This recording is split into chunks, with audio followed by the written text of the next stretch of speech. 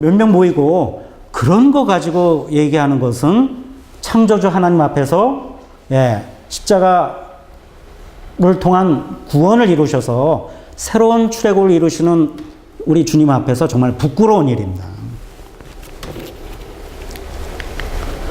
공적 신학의 흐름. 시간이. 쉽게 얘기하면 공적 신학의 여러 가지 흐름이 있는데 하나는 뭡니까? 신학이란 게 주로 어디서 필요할까요? 교인들, 교회 안에서, 기독교 안에서 필요합니다. 근데 이것이 뭐하고 관련이 있어요? 일반 사회에서 있는 여러 가지 문화, 사상, 철학 이런 거하고 연결해서 말이 된다. 이런 걸 이제 변증적이라고 얘기하는데 아퀴나스라든지 어거스틴이나 이런 사람들은 당대의 철학 사상과 기독교 또는 하나님에 대한 이해를 이렇게 연결지어서 했다. 그래서 이제 변증적으로 했다 그래서 그것도 공적 신학이라고 얘기하는 사람들이 있습니다. 두 번째, 기독교의 정체성을 아까 얘기한 대로 일반 철학이라든지 이런 것으로 이해를 해서 여기서 어디로 가요? 기독교의 그런 정체성을 가지고 이제 복음 전도한다는 거죠. 우리 교회가 어떤 사회적으로 유용하다 이런 얘기를 하는 게 아니에요. 그다음 세 번째로는 시민사회의 어떤 공적 영역에 그래도 기여를 한다. 이런 것은 그래도 좀 유의미하다고 보겠습니다만 제가 좀 강조드리고 소개하고 싶은 신학은 그런 게 아니고 신학의 공공성이라는 것이 우리 사회를 좀 변화시키는 사회 변혁적인 측면과 연결한 그런 신학들이 많이 있습니다. 그것을 오늘 좀 소개를 드리려고 합니다. 그럼 마태복음에 나와 있는 교회론이 여러 가지지만 우리가 잘 알고 있는 교회는 뭐예요? 세상에 뭐죠?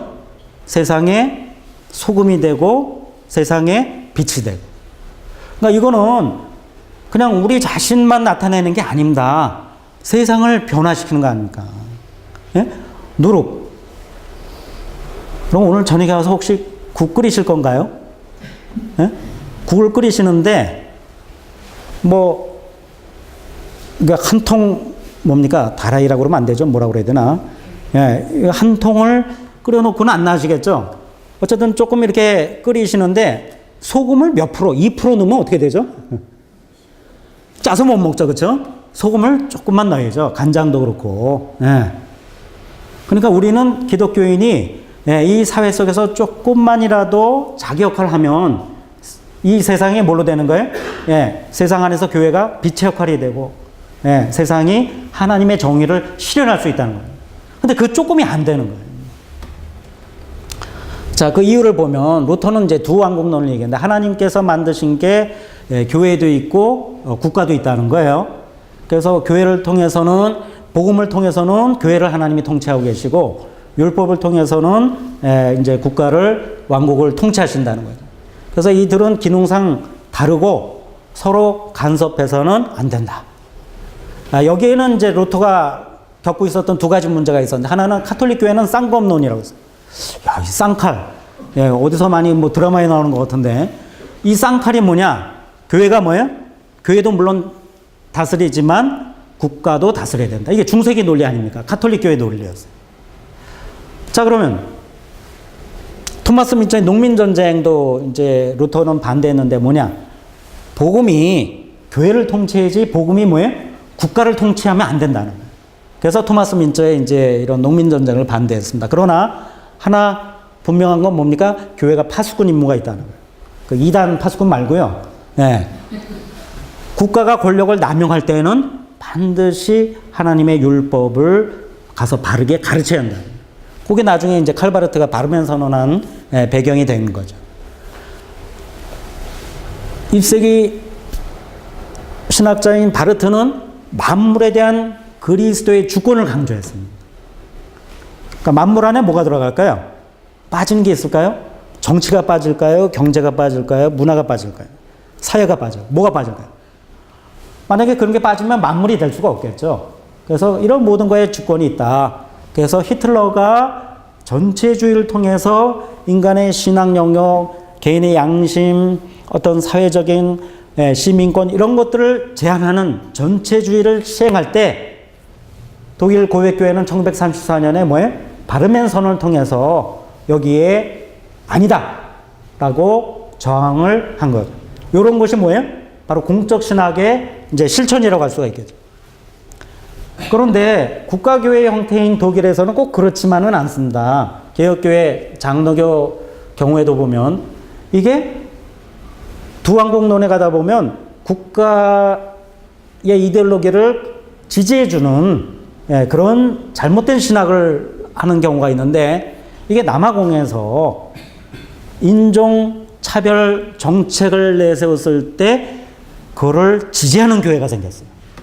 와, 여러분 아까 갈라디아 3장 27절을 봤는데 성경 어디에 인종차별을 지지하는, 야, 이 사람들은 진짜 마술이에요, 마술. 성경 가지고 인종차별을 지지하는. 여기 아프리카계 칼빈주의라는 것은 아프리카에 원래 살던 사람이 아니고 유럽에서 건너는데 특히 어디요? 화란, 네덜란드에서 이주한 백인 칼빈주의자들이 이렇게 했던 거예요. 이제 미국에서는 라우셴부시 같은 사람이 사회복음을 강조했는데 이분이 이제 비판한 게 바로 그거죠. 개인주의 시각에서 구원을 보니까 이건 문제가 심각하다. 왜? 구원은 출애굽이란 것도 그렇고 십계명도 그렇고 아까 제가 그거 빼먹었군요. 예수님 가르친 주의 기도. 주의 기도에 보면 뒷부분에 일용할 양식 나옵니다. 그렇죠? 죄 용서 얘기 나옵니다. 여러분 일용할 양식 나누는 거 이게 뭡니까? 무슨 행위예요? 그냥 종교 행위입니까? 일용할 양식 나누는 거? 무슨 행위죠? 이건 경제 행위 아닙니까? 그리고 자원 분배는 누가 합니까? 정치가 하지 않습니까? 굉장히 정치적인 종교적인 내용의 핵심이 뭐예요? 일용할 양식 나누는 게 주의 기도의 핵심입니다. 하나님 나라 헌법이에요. 근데 여기 중요한 게 죄 용서예요. 마태복음 18장 21절인가 그 뒤에 보면 죄 용서 얘기하고 예수님 무슨 비유를 하시던가요? 빚 탕감하는 그런 비유가 나와요. 아니 앞에서는 죄 용서하라고 그러는 왜 빚 탕감 얘기가 나올까? 유일하게 헬라어 아피엠이라는 단어가 똑같이 써요. 빚 탕감하는 얘기도 나오고 죄 용서한다는 얘기가 나옵니다. 똑같은 단어.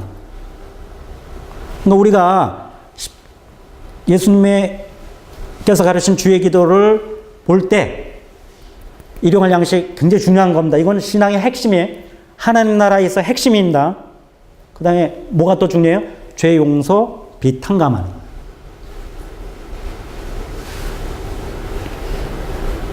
그러니까 이런 것은 구원이 지닌 뭐예요? 개인적인 윤리로 해결할 수 있는 문제가 아닙니다. 사회적인, 윤리적인 측면이 구원에는 강조가 돼야 되고 개인이 치유되고 거듭날 수 있는 사회 환경 만들어가는 것도 굉장히 중요하다고 그랬어요. 그래서 이분은 사회복음만 강조한 것처럼 되는데 개인복음, 개인구원과 사회구원을 같이 강조한 겁니다. 자, 보네포. 이분이 이제 책임윤리를 강조했는데 예수 그리스도를 통해서 하나님과 이 세상이 화해를 한 게 그리스도의 현실입니다. 이 현실을 뭐예요?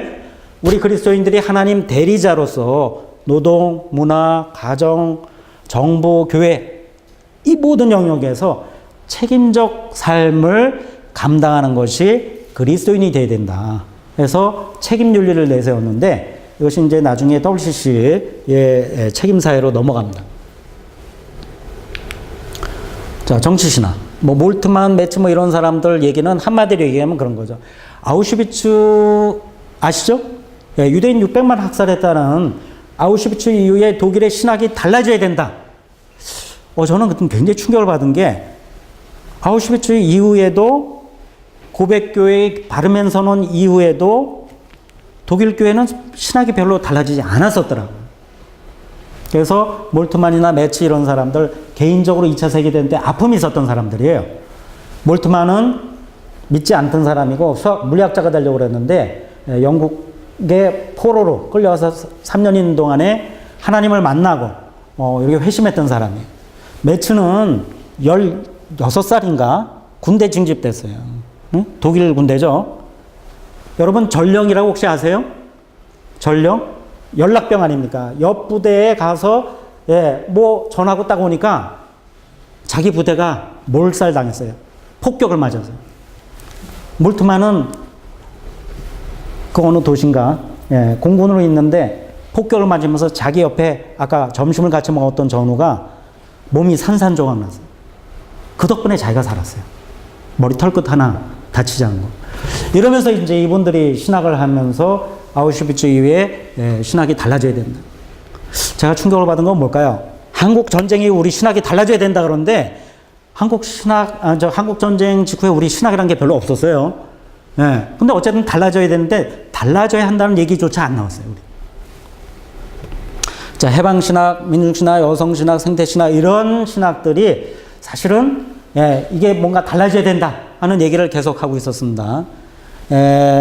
던칸 포레스터는 에딘버러의 신학 교수인데 이분은 실제로 복지 개혁을 위해서 그 스코틀랜드의 교정 관련한 개혁, 그 다음에 경제적인 분배 문제, 국제 안보 관련해서 신학자로서 정책 입안에 많이 관여한 분이에요. 존 드그루시 이분은 남아공에서 공적 참여, 뭐 남아공의 진실과 화해위원회 뭐 이런 거에도 참여를 했는데 어쨌든 논쟁과 또 행동을 통한 교회의 공적 참여를 강조했던 분입니다.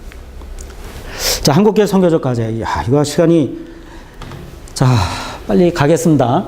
자, 시민사회 공적 논의와 아까 맨 끝에 나온 분이 얘기하신 것처럼 그런 논의에도 참여해야 되고 행동에 참여하는 것이 저는 공적 신학의 실천이라고 생각합니다. 그리스도인의 과제라고, 선교 과제라고 믿습니다. 자, 근데 제가 2015년에 이 깔뱅에 대한 비정규직 해고 노동자에 대한 논문을 쓰면서 깔뱅을 다시 봤습니다.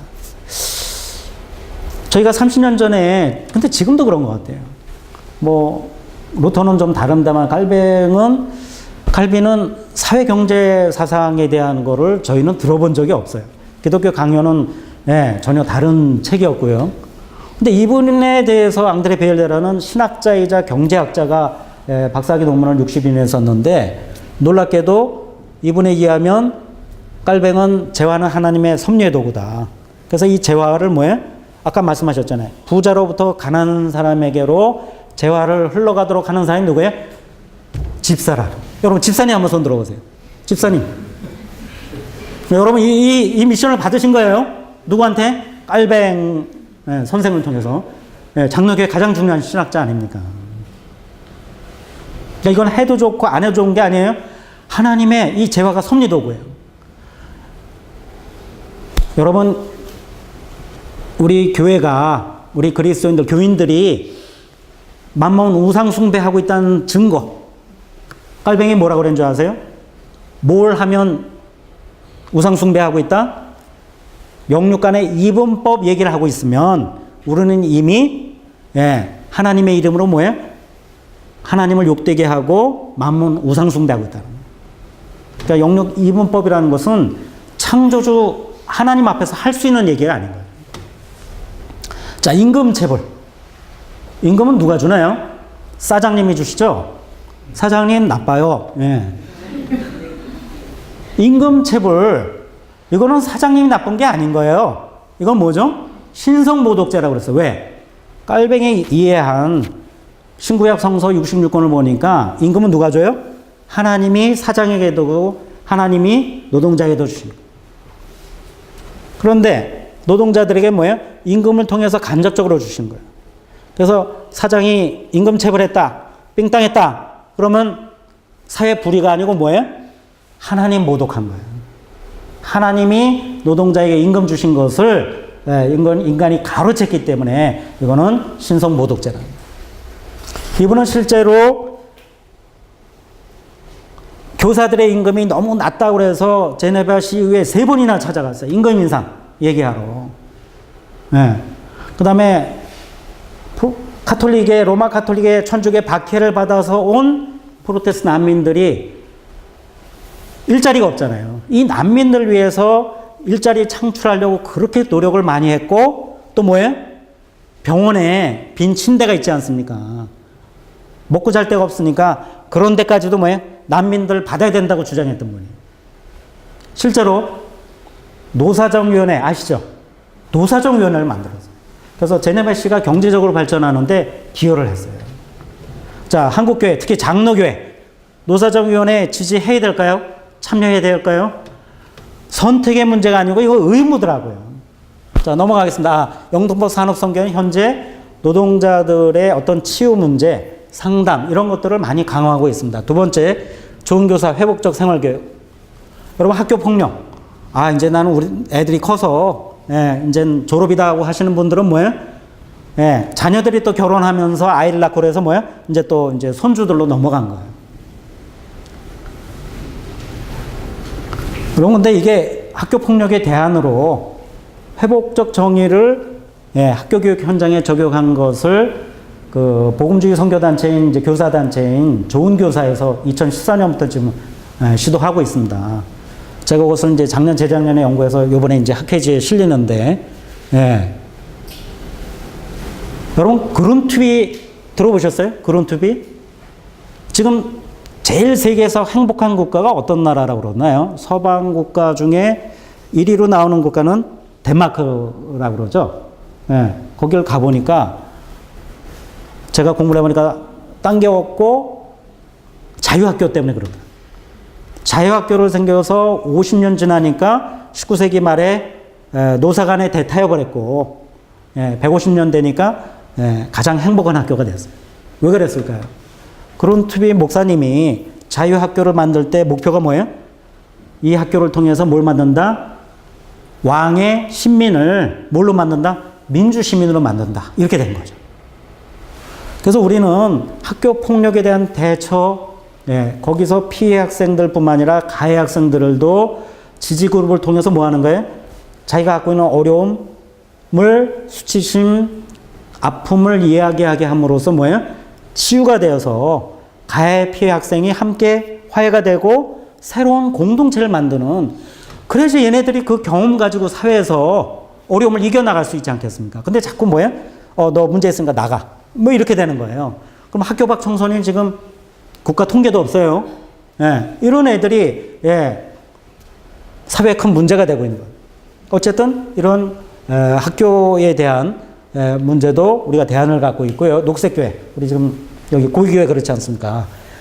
녹색교회가 중심이 돼서 생태 마을을 만들고 사회적 기업, 협동조합, 사회적 경제를 만들어놓은. 이거 제가 드릴 거예요. 목사님 갖고 계세요. 안 찍으셔도 돼요.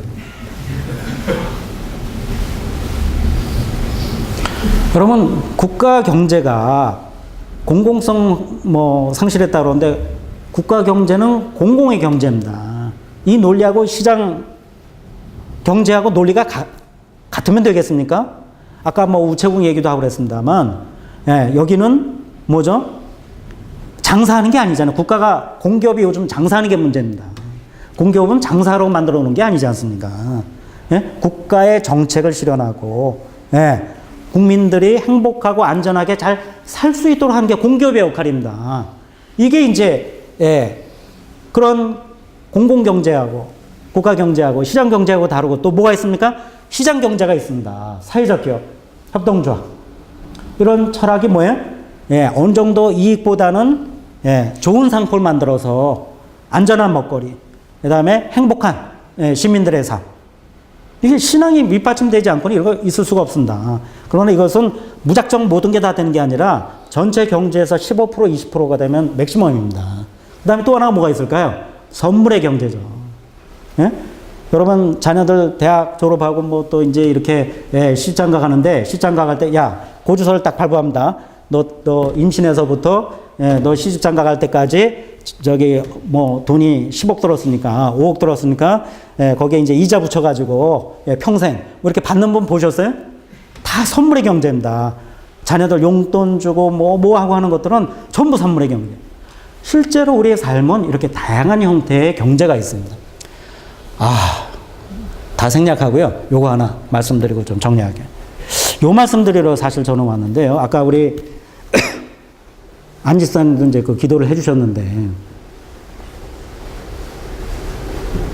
아마 작년 10월, 11월 달에 아마 여러분들 다 그러셨을 거예요. 이게 한반도에 진짜 전쟁이 나는가 보다. 우리 돌아가신 부모님들 하신 말씀, 나는 살 만큼 살아서 되는데 너희는 어떡하냐? 예, 그러셨는데 이제 제가 우리 애들에게 해야 될 얘기 같더라고요. 그래서 저도 우리 학생들하고 제 방에서 뭐 평화기도회도 하고 막 그랬어요.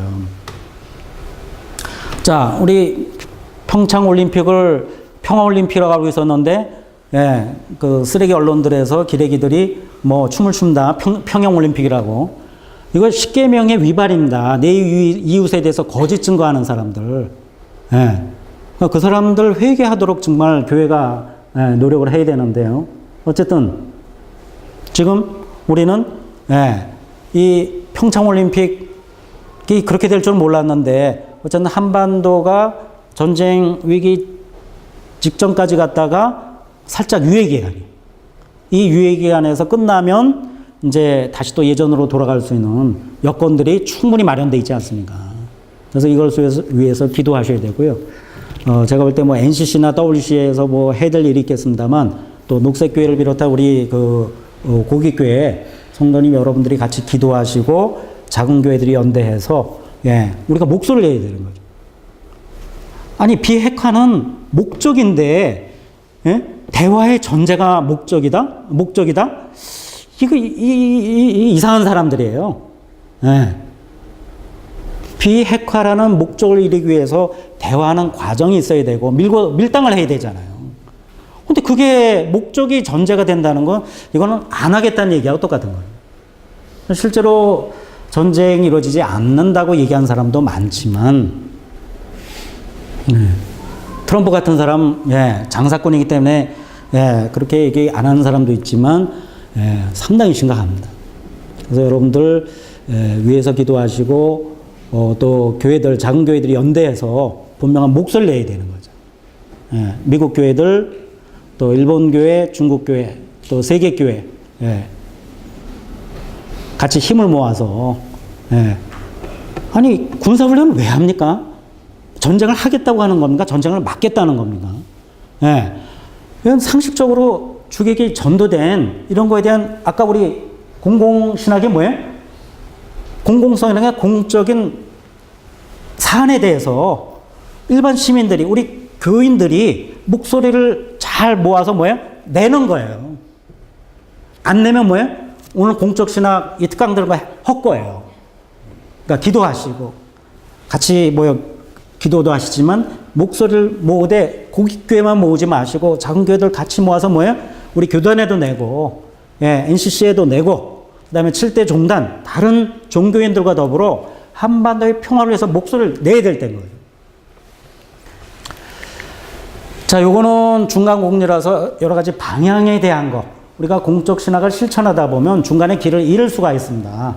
그래서 여러 가지 방향들, 정의평화 창조보존, 정의평화 생명을 향한 회심과 변혁, 여기 지금 나와 있지 않습니까? 2014년 WCC 총회 이후 우리는 우리가 주제대로 생명의 하나님, 우리를 정의와 평화로 이끄소서, 이 방향을 가지고 가는 거예요. 그래서 총회 패러다임이 지금 치유하의 생명 공동체 운동 10년은 바로 이런 데서 나온 거예요. 자, 교회 공적 입장은 독일 교회는 백서를 만듭니다. 백서를 만들 때 신학자, 목사들만 모이는 게 아니고 각 분야 전문가들, 또 아까 아이리스 영 표현대로 하면 또 포레스터 교수도 얘기했어요. 피해자들, 삼성 반도체, 또 용산 피해자들, 유가족들, 쌍용자동차 해고 노동자들이 와서 같이 법을 만들어야 되고 같이 대안을 마련해야 됩니다. 영국에는 실제로 기업 살인 죄가 있습니다. 그래서 기업에서 우리 뭡니까? 가습기, 저기 100명 이상이 죽지 않았습니까? 그러면 반드시 그 기업에, 기업 살인죄로 기업에 대한, 죄를 물을 수 있는 법이 있습니다. 아이러니하게도 우리 이번에 나온 가습기 회사가 뭐죠? 옥시. 그 회사가 영국 회사입니다. 그러니까 자기 나라에서는 해서는 정말 크게 처벌받을 텐데 우리에게 그런 법이 없어요. 그래서 제가 논문이긴 하지만 우리는 뭐예요?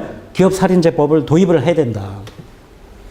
근데 총회도 보면 굉장히 많은 지침서가 있습니다. 이런 거는 우리 목사님 통해서 여러분들이 좀 공부를 하시고 예, 비정규직 화해 지침서, 사회선교 지침서, 환경 관련 자살에 대한 뭐 굉장히 많은 지침서들이 있기 때문에 이런 것들을 갖고 공부하시는 것도 도움이 되겠다 싶습니다.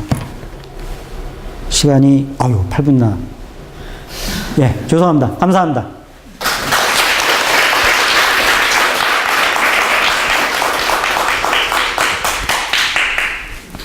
계시죠?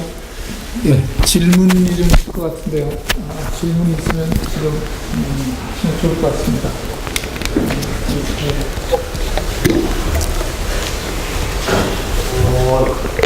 저는 이거 평창 올림픽에 대해서 궁금해요. 이번 부분에 대해서 계속 제가 뉴스를 보는데 계속 논의되고 있어요. 이 부분에 대해서 뭐라고 해야 되지? 거의 대부분이 그거에 평창 올림픽에서 계속 비난 많이 쏟아들이고 있어요. 대부분 젊은 사람들이 이렇게 댓글 올릴 때가 있더라고요. 평창 올림픽은 북한을 위한 올림픽이다라고 하는데 그걸 어떻게 설명해 줄 수 있을까요? 왜 그렇게 젊은 사람들 왜 그 부분에 대해서 많이 비난하는지. 예, 고맙습니다. 혹시 또 다른 질문 없어요? 예. 조금 전에 칼빈 얘기를 했는데 예. 그 막스 웨버가 지금 집중해 프로테스트 예, 윤리와 자본주의 정신. 예. 칼빈이 어떤 그 자본주의를 부흥시킨 그런 네. 하잖아요. 네. 조금 전에 말씀하신 것도 다른 쪽을 말씀. 예. 신학 쪽에서 칼빈과 관련된 그 막스 웨버의 저서를 어떻게 생각하는지. 네. 고맙습니다. 예. 또 다른 질문 혹시 하나 더 있습니까? 두 가지만 할까요? 예. 어쨌든 그 기독교인들이 이제 사회 참여를 하는데 다양하게 할 수도 있잖아요. 예. 그 정치가 어쨌든 중요한 과제인데 네. 기독교인의 정치 참여는 네. 기존의 우리나라 민주주의나 어쨌든 정당 국조나 이런 것과 뭐 달라야 되는 건지 아니면 뭐 어떻게 해야 되는 건지. 예. 기독교인의 정치 참여요. 일단 뭐 평양 올림픽이라고 얘기하는 분들이 많다고 그러는데 저는 그냥 그 인터넷에서만 조금 봤고 직접은 이제 뭐 많이 못 봤습니다. 혹시 거기에 답변해 줄 수 있는 분이 있습니까? 예? 평창 올림픽을 평양 올림픽이라고 하는데 어떻게 우리가 봐야 되냐? 짧게라도 뭐 간단하게라도. 예. 저는 그 질문의 의도가 잘 모르지만 그런 게 바탕이 돼서 그렇게 생각을 하는데요.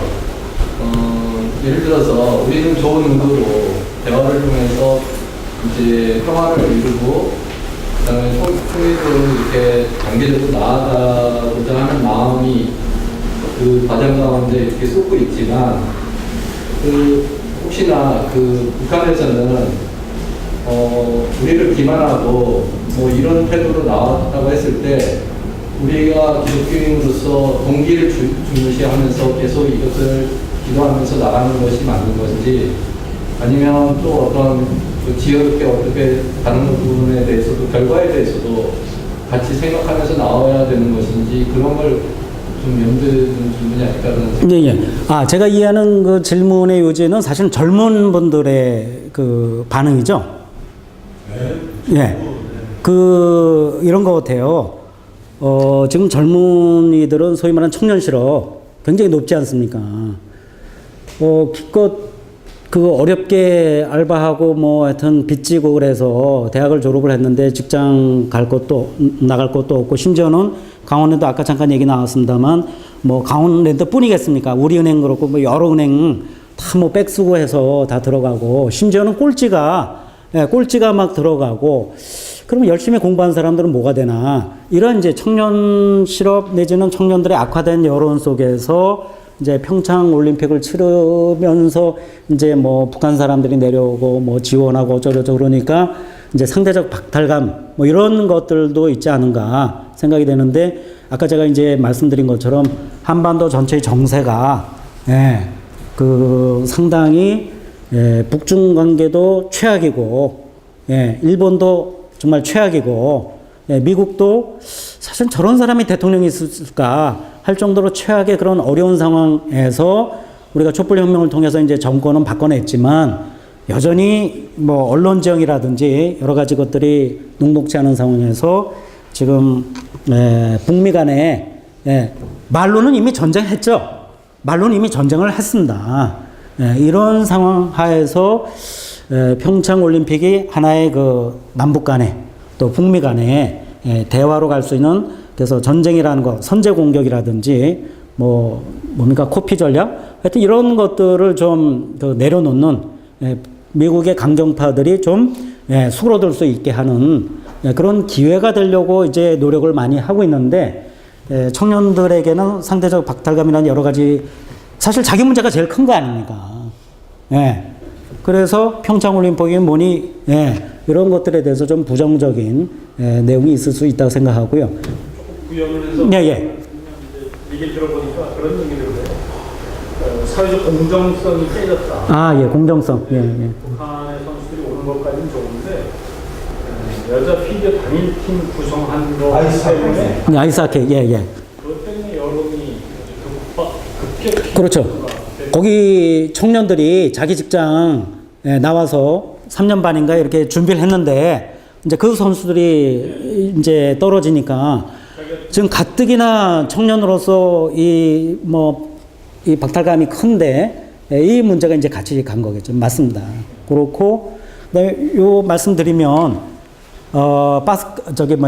깔뱅은 프랑스 사람입니다. 그래서 불어로 다 썼습니다. 근데 이제 막스 베버는 독일 사람으로서 불어를 할 줄 몰라요. 그래서 프로테스탄티즘 윤리와 자본주의 정신 쓴 거에 각주가 100페이지인데, 그 각주 100페이지 중에, 각주 100개가 아니고 100페이지 중에 깔뱅을 인용한 게 딱 하나밖에 없어요. 그러니까 사실은 깔뱅을 이해했다기보다 칼빈주의자들의 얘기를 이제 이해했다고 보시면 되고요. 자본주의가 여러분 이제 이해하시는 거에 따라 좀 다르겠습니다만, 막스 베버가 이 칼빈과 관련해서 이 자본주의가 기독교가 자본주의 성장에 기여했다고 얘기할 때는 초기 자본주의입니다. 그러니까 근면 검소하게 노력을 해서 저축해서 자본이 축적되지 이제 더 자본주의가 발전하는 그 초기 단계였기 때문에 근면 검소 그런 것을 강조하는 기독교 정신이 나름대로 자본주의에 기여했다, 이제 그런 정도의 얘기입니다. 그래서 그걸 너무 확대 해석할 필요는 없고, 또 칼빈의 아까 얘기했던 그런 신학과는 이분은 전혀 그럴 수밖에 없었던 게 불어도 모르지만, 앙드레 비에라는 분이 신구약 66권 성서 주석과 깔뱅의 모든 이 설교를 다 경제, 사회 관련된 부분만 그분이 모아서 박사학위 논문을 쓴 거예요. 그러니까 이분하고 막스 베버하고는 일단 이제 질적인 데이터 접근에 이제 차이가 있었죠. 아이고, 말씀 듣다 보니까 아까 뭐 질문하셨죠? 정치 참여.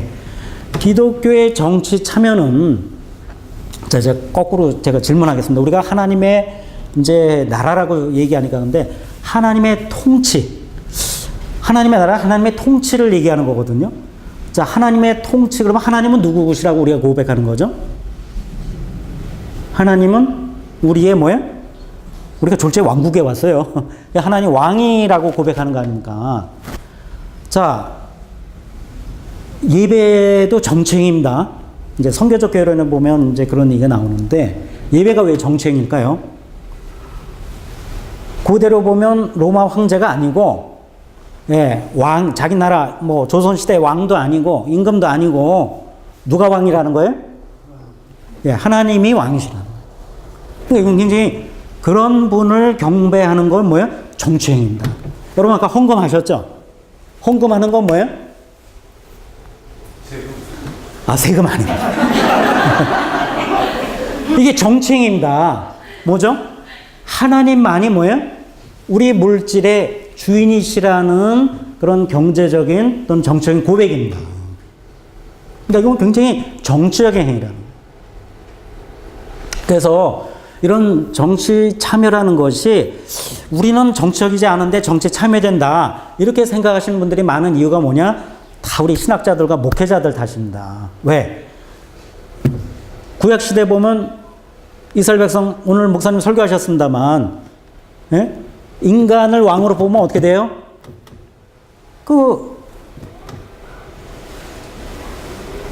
이 가시가 와서 막 사람들 괴롭히는 것처럼 아비멜렉, 그렇죠? 예, 인간이 왕이 되면 괴롭힐 거다 그랬어요. 근데 우리 목사님들이 크게 죄지는 게 있어요. 죄송한 말씀이지만 뭐죠? 다윗